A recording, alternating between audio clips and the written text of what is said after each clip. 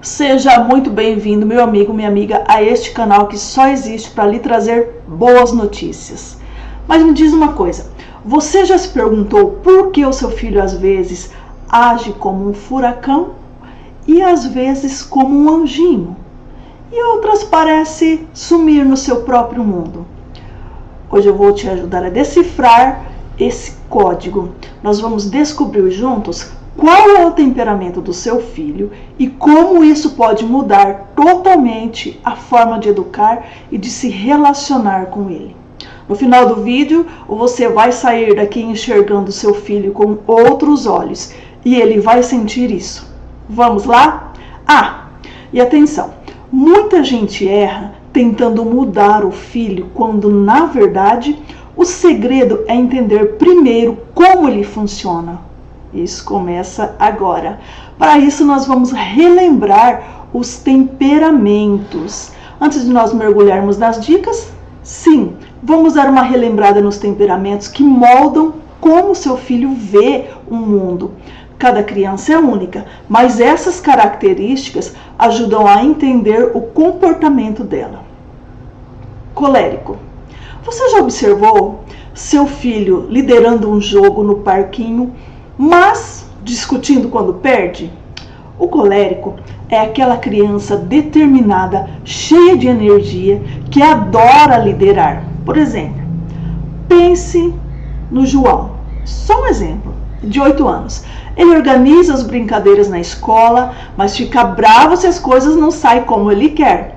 Ele é motivado por desafios e pode ser teimoso também. Vamos para o sanguíneo. Relembrando o temperamento sanguíneo. Se o seu filho for de temperamento sanguíneo, você pode ter observado ele rindo e correndo para abraçar os amigos novos.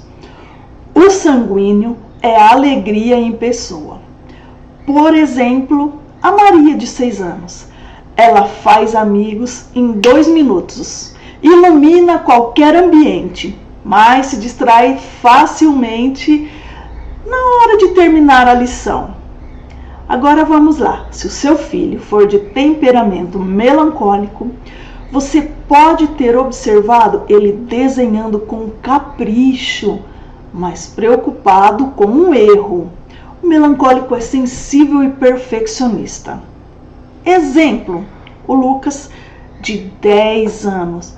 Ele ama fazer tudo certinho e se dedica aos detalhes, mas pode ficar chateado se acha que ele vai decepcionar alguém. Agora, se o seu filho for de temperamento fleumático, você pode ter visto ele brincando calmamente, aceitando as escolhas dos amigos. O fleumático é calmo e tranquilo. Exemplo, a Ana, de 7 anos. Ela aceita tudo com serenidade, evita conflitos, mas às vezes ela precisa de um empurrãozinho para tomar iniciativas. Esses temperamentos não são caixas fechadas. Seu filho pode ter traços de mais de um, mas entender os temperamentos principal dele é o primeiro passo para saber como apoiá-lo. Como você descobre qual é o temperamento do seu filho? Vamos ver. Vamos começar a observar. Para identificar o temperamento do seu filho, você precisa observar padrões no comportamento dele. Aqui agora nós vamos falar de algumas dicas práticas para isso. Observe as reações. Repare como seu filho lida com frustrações, com mudanças ou interações entre as crianças e adultos. Ele explode como um colérico, se anima como um sanguíneo, fica pensativo como um melancólico ou aceita tudo calmamente como um fleumático. Observe em contextos diferentes. Veja como ele age em casa e como ele age na escola com os amigos. Converse com os professores ou avós para ter uma visão mais ampla do comportamento dele. Por exemplo, Ele é líder na escola, mas é tímido em casa? E anote os comportamentos. Pegue um caderno e anote exemplos. Escreva coisas, assim, por exemplo, como ele ficou bravo quando perdeu, ou levou tempo estou enroscando as palavras, ou levou tempo para se abrir com um colega novo. Esses padrões revelam o temperamento dele. Considere também a idade. Às vezes, quando a criança é muito novinha, nós não conseguimos identificar como ela reage na maioria das vezes, mas seja paciente. Os padrões vão ficando mais claros com o passar do tempo. Disse que até a partir dos 7 anos começam a clarear mais. Agora que você já sabe algumas coisas de como identificar o temperamento do seu filho, vamos às dicas práticas sobre o que fazer e o que evitar para apoiar os seus filhos. Para isso, o que nós vamos fazer? Nós vamos convidar o nosso amigo aqui. O livro O Temperamento que Deus lhe deu. Vamos lá. Reflexões que os pais devem provocar em seus filhos. Na criança colérica, observe os padrões, mas vamos lá, ó. Meu valor é baseado no que eu realizo. O colérico é um realizador. Não tenho autoestima fora de meus projetos. Então, a autoestima dele está ligada no que ele consegue realizar. A criança melancólica. Minha autoestima é baseada no suprimento de minhas altas expectativas. Inseguranças significam que sou humilde. Então, a autoestima do melancólico está no suprimento das expectativas altas dele. Observe como é que está esse suprimento. A criança sanguínea. Eu preciso estar bem.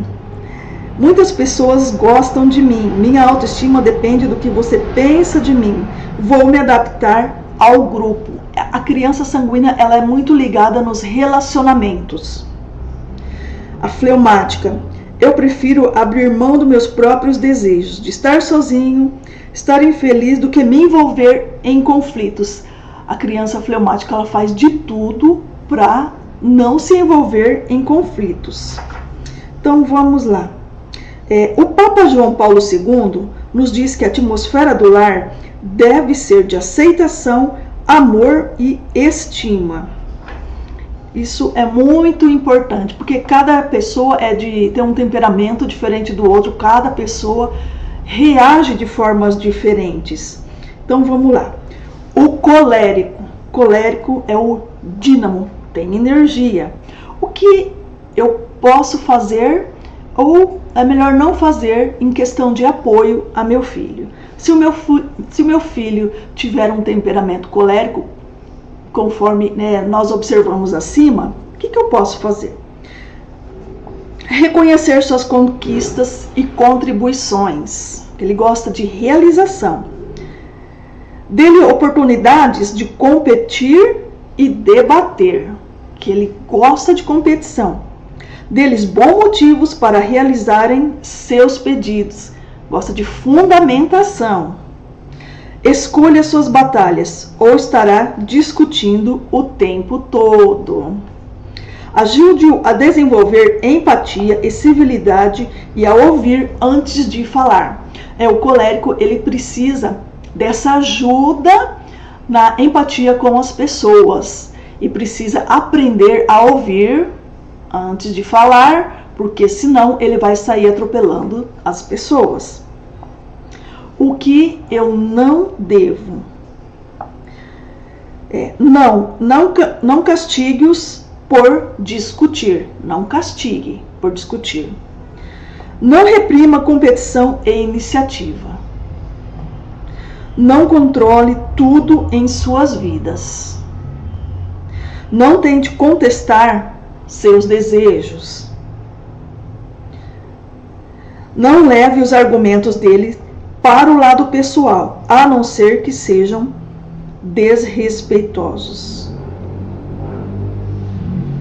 Então, nós precisamos observar tudo que é melhor para o colérico, e assim como os outros temperamentos, como aquilo que não vai ser bom para ele.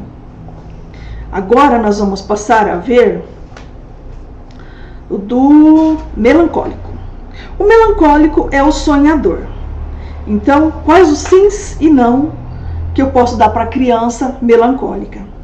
Sim, ajude-os a tomar iniciativa. Preciso ajudar ele a se movimentar. Ajude-os a enxergar o cenário mais amplo e o propósito das coisas. Dê-lhes exemplo para introspecção. Aliás, dê-lhes tempo para a introspecção, porque ele precisa disso. Incentive-os a debater boas habilidades sociais. Por exemplo, estabelecer contato visual e um aperto de mão firme.